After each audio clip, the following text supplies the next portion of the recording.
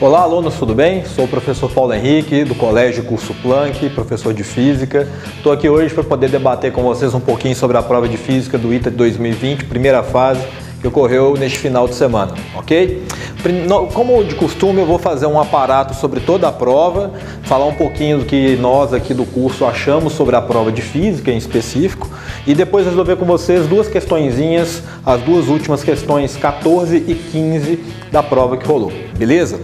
Sobre a prova como um todo, foi uma prova bem densa, o candidato não podia estar desatento, tinham várias minúcias durante a prova, algumas certas ambiguidades do ponto de vista interpretativo da questão, então o candidato que estivesse bem, tinha que estar muito bem preparado, com um conceito e a teoria muito bem fincada, para ele não cair em pegadinhas.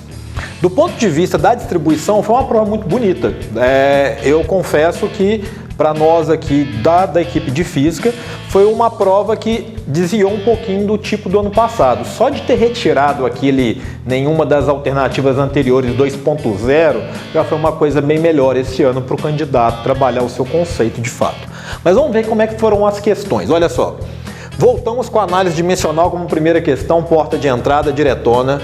Questão 2, uma questão de cinemática com movimento relativo através dos mísseis, em que você tinha movimentos horizontais e verticais, então uma cinemática 2D. Questãozinha direta, tranquila, de VOF. Questão 3, uma questão de máquina de ato útil com combinação de molas, também muito sem mistério.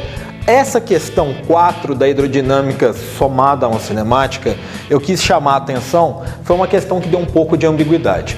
O candidato aqui não era explícito que ele estava falando de um lançamento oblíquo, ele falava alcance máximo, então o candidato poderia pensar num lançamento horizontal, afinal nós seguramos uma mangueira na posição horizontal e não colocamos elas ao chão. Então poderia dar essa ambiguidade. Se o candidato pensasse nesse lançamento horizontal, ele ia ficar um bom tempo mexendo, ia perder muito tempo nessa questão. Mas não é uma questão difícil, tá? Questão 5, a questão de gravitação universal, mexendo com a parte de trajetória de corpos celestes, com trajetórias elípticas. Questãozinha bonita para trabalhar de forma as incógnitas. A questão 6, uma questão de colisões, de coeficiente de restituição mais a força dissipativa da resistência do ar. A questão 7, uma questão muito bonita de efeito fotoelétrico com uma relatividade restrita. Aqui o candidato precisaria saber, ter vários conceitos não diretos de potencial de frenagem, potencial de corte ou de retardo dos fotoelétrons. Muito legal a questão. A questão 8, uma questão de pêndulo com dilatação, a gente trabalhou bastante aqui ao longo do ano. O pessoal deve ter matado direto, você trabalhava com teoria do binômio aqui para tirar a raiz. A questão 9 foi uma questão de transformações gasosas, eu a considero uma questão difícil, porque o candidato ia ter que trabalhar algebrismos e lembrar que os calores eram iguais, não o ΔU, porque ele não fala que chega na mesma isotérmica, então a resistência de platina só fornece o mesmo calor nas duas situações, não era direto, era um contrassenso. O candidato tinha que estar muito bem fixo aqui nas formulações de QV e QP. Bom, a questão 10 é uma questão de estática com eletromagnetismo, muito bonito também, de uma espira com plano inclinado, gostei bastante. A questão 11 foi uma de interferência ondulatória com acústica, muito similar a uma que caiu no Enem já há algum tempo, com alguma pequena modificação, claro, mas muito similar. A questão 12, de circuito RC com a resistência variável ali, o extensômetro. A questão 13 é uma questão de eletrostática com as carguinhas distribuídas com angulação, também muito sem mistério. A questão 14 é uma questão de lentes com um meio de refração para você trabalhar a geometria do problema. E a questão 15 é uma questão de lei da termodinâmica, segunda lei, de composição de várias máquinas térmicas, que o próprio IME cobrou já esse ano mesmo. Então aqui o candidato não teria muita dificuldade. Bom, tiveram várias questões que foram diretas e tiveram umas 4 aqui um pouquinho mais casca grossa. Vamos trabalhar a questão 14? A questão 14, a banca te disponibilizou o seguinte: eu tenho uma lente convexa, e aí ela vai, por estar no ar, ele não fala nada, vai ser uma lente convergente. Eu tenho dois feixes paralelos distados entre si 2 milímetros. Ele diz que essa lente tem uma distância focal de 1 milímetro. À frente dela nós temos um meio óptico transparente de placas planas, de superfícies planas e paralelas, cujo índice de refração vale raiz de 2, e esses feixes, ao incidirem, deverão formar uma imagem IP.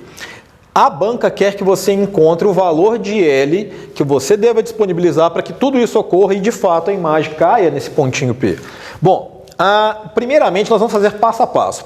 Você poderia trabalhar isso com meio óptico, um caminho óptico e de jogar direto na equação da lente, mas seria um caminho que o candidato tinha que ter um domínio muito forte dos sinais e da convenção. Então, eu vou resolver pela forma geométrica que fica fácil de entender e é direto. Primeiro passo, você vai encontrar a geometria pós-lente para encontrar qual que é o ângulo que o feixe vai incidir nesta superfície da esquerda.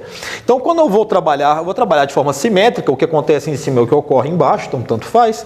Então, o feixe incide 1 milímetro acima do centro óptico da minha lente e ele tem uma distância focal de 1 milímetro. Se não houvesse este meio, esse feixe convergeria exatamente na distância focal. Então, eu formaria o quê? Um ângulo de 45 graus, né? Um triângulo isósceles com 1 milímetro, formando ângulos de 45 graus.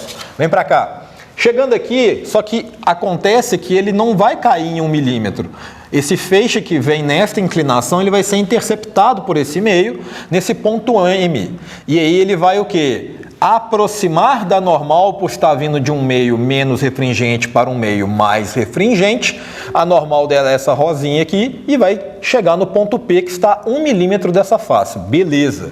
A gente vai aplicar a lei de Snell para esse lado. Índice de refração seno de incidência é igual a índice de refração seno de refração. Logo, seno de refração vai dar o meio. Por consequência, esse ângulo de refração aqui 30 graus. Beleza. Eu vou formar este triângulozinho aqui, ó, em que eu tenho essa alturinha X e a distância de 1 milímetro com um ângulo de 30. Eu vou achar o quanto é este X. Fazendo as devidas substituições, raiz de 3 sobre 3 milímetros.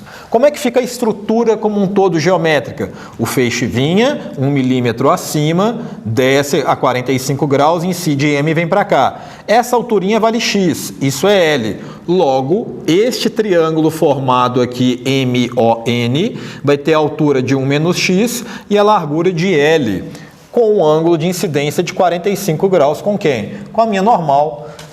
Tomando de novo esse triângulo, tangente de 45 é o quê? Cateto oposto sobre cateto adjacente. Daqui eu tiro que o L vale 1 menos raiz de 3 sobre 3 milímetros, chegando na letra E. Ok? Questão 15. É uma questão de 3 máquinas térmicas que vão sendo retroalimentadas. Primeiro ponto que o candidato tinha que se atentar. A banca não deu nenhum índice de eficiência da transferência do calor rejeitado para o calor absorvido da próxima máquina. Então, o que passa daqui vem integralmente para debaixo e assim subsequentemente. Pois bem, ele começa de uma fonte quente a 300 Kelvin, né, fornece 800 kJ e cede, essa primeira máquina térmica, cede 600 kJ para a fonte de baixo. Eu vou dizer que essa fonte está a uma temperatura telinha, que eu ainda não vou trabalhá-la. Como não tem eficiência nesse processo, é 100% eficiente, então o que rejeita para essa fonte fornece para a máquina 2. E ele fala no enunciado que é o grande problema da parte interpretativa do candidato. Sabe-se que a cada ciclo, M1 recebe 800 kJ de calor de uma fonte quente a 300 Kelvin e rejeita 600 kJ, dos quais 150 kJ são aproveitados na realização de trabalho de M2.